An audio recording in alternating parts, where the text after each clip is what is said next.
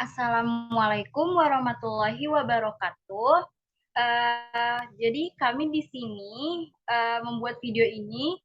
membuat penjelasan video ini sebagai bentuk memenuhi tugas mata kuliah komunikasi publik. Di sini kami akan menjelaskan materi mengenai komunikasi verbal yang akan disampaikan oleh saya sendiri, Farah Kesya Saira, dengan Audrelia, Fairuz, serta Isnaini. Slide selanjutnya. Definisi komunikasi verbal. Komunikasi verbal merupakan bentuk komunikasi yang dalam penyampaian pesan-pesannya baik secara tertulis maupun lisan.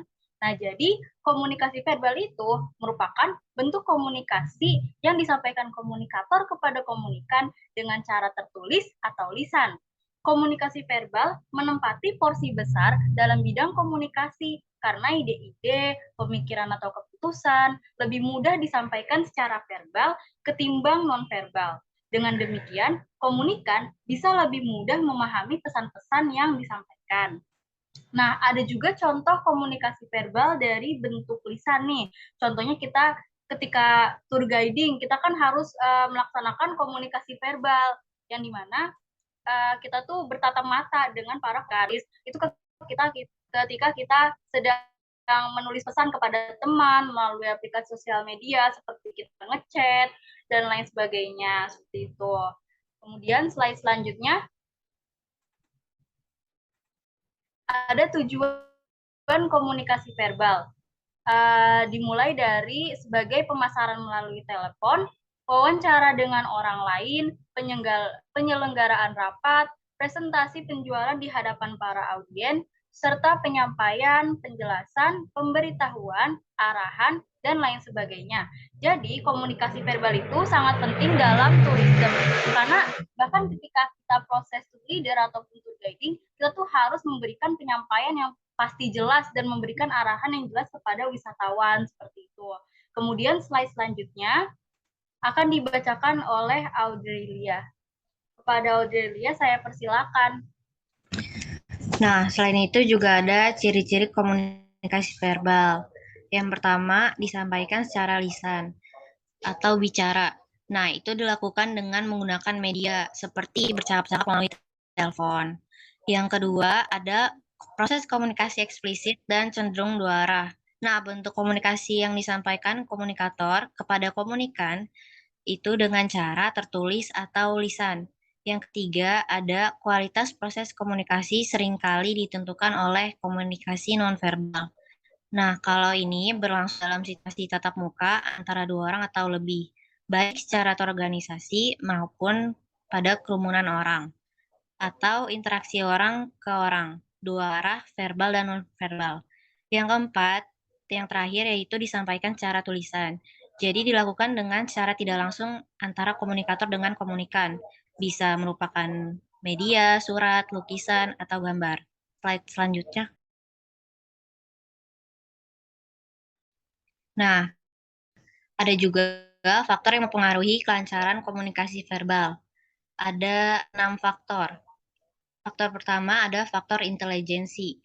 Jadi, biasanya orang yang memiliki intelijensi yang lebih banyak, dia bisa pembendaharan kata dibanding orang yang memiliki intelijensi rendah.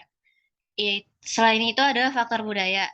Setiap budaya memiliki bahasa yang berbeda. Seperti di Indonesia yang memiliki keragaman suku. Nah, dari suku itu juga banyak bahasanya masing-masing. Seperti suku Sunda, bahasanya apa? Bahasa Batak atau bahasa yang lainnya. Yang ketiga ada faktor pengetahuan.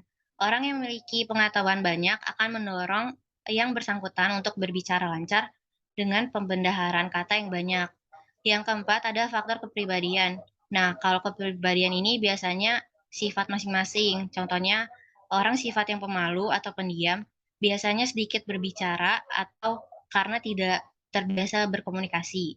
Yang kelima, ada faktor biologis. Nah, faktor biologis ini biasanya kelainan karena mengganggu saat berbicara seperti gagap atau yang lainnya. Yang keenam, ada faktor pengalaman. Orang yang banyak berkomunikasi, baik berbicara dengan orang lain, individu atau massa, akan dapat berbicara secara lancar. Nah, yang selanjutnya akan dijelaskan oleh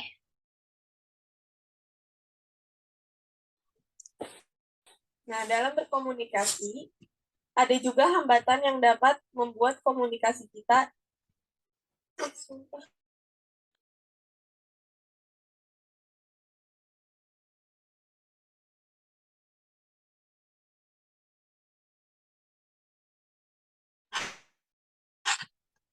Yang selanjutnya ada faktor hambatan dalam berkomunikasi.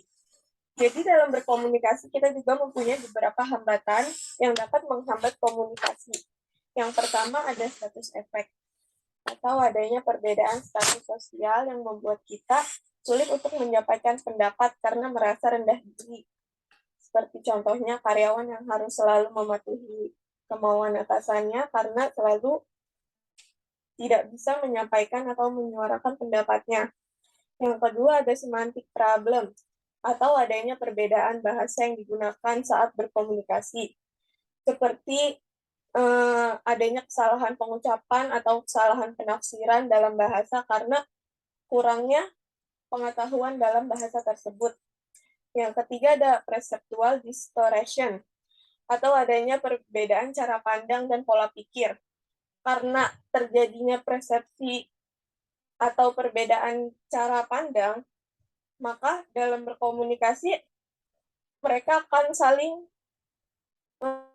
salah paham atau terjadinya salah paham karena perbedaan persepsi. Yang keempat ada culture difference atau perbedaan budaya. Di setiap tempat pasti memiliki kebudayaan, agama, dan lingkungan sosialnya masing-masing karena itu setiap kata-kata memiliki arti yang berbeda di setiap suku.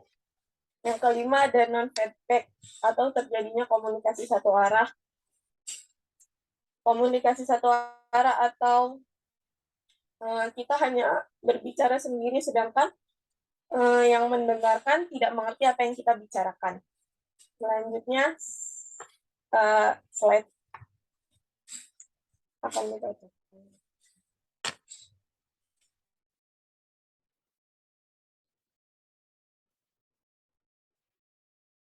Kemudian ada kelebihan dan kekurangan dari komunikasi verbal. Kelebihannya yaitu penyampaian informasi jelas dan mudah dimengerti. Maksudnya antara misalnya antara guide dan juga wisatawan menjelaskan dengan kata-kata yang sehingga turis bisa bertanya langsung kepada guide. Kemudian komunikasi tertulis memiliki validitas yang kuat. Maksudnya komunikasi tertulis itu biasanya mencakup banyak hal yang ditulis secara rinci sehingga dapat diuji kebenarannya. Kemudian kekurangan dari komunikasi verbal yaitu terjadi kesenjangan pengertian akibat faktor status, budaya, dan hambatan fisik. Yang kedua yaitu komunikasi melalui tulisan terkesan kuno.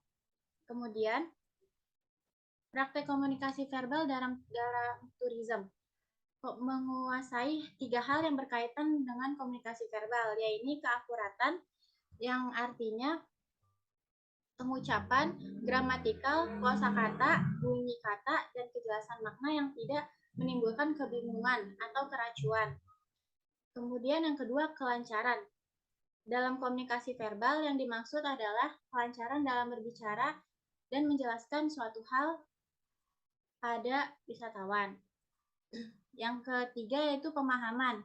Yang dimaksud adalah penjelasan yang diberikan akan mudah diterima oleh pendengarnya atau dengan kata lain penjelasannya jelas dan tidak membingungkan.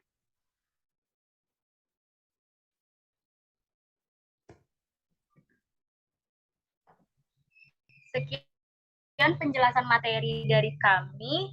Kurang lebihnya mohon maaf. Wassalamualaikum warahmatullahi wabarakatuh. warahmatullahi wabarakatuh.